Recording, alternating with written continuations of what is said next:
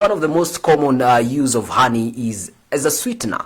With the taste of honey, on your breakfast table, be it bread, be it pancakes, be it whatever you're cooking, ladies and gentlemen, bees make our meals quite interesting and quite spicy. With the honey in it, ladies and gentlemen, it's used as a sweetener. And so,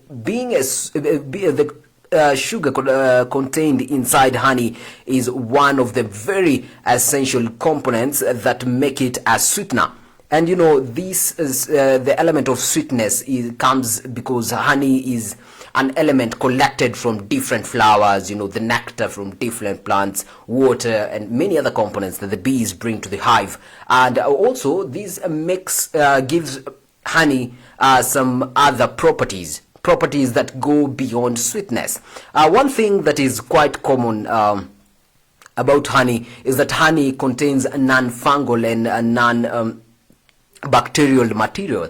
In that, honey cannot, viruses and bacteria cannot find habitat or cannot habit inside honey. And these properties give honey some extra use. That means beside being used as a sweetener, honey can also be used as a preservative. For those back while, I remember this must have been in primary, somewhere in class 6-7, when we were studying the methods of preservation, and among those methods were the use of honey in preserving cereals and more especially meat, because meat by then there were no refrigerators, there were nothing, coolers were not very popular by then, and so honey was a very essential when it came to preservation and conservation of meat for consumption later, due to those properties. And the same properties that are antibacterial and antifungal properties make honey a very good property when it comes to taking care of your skin.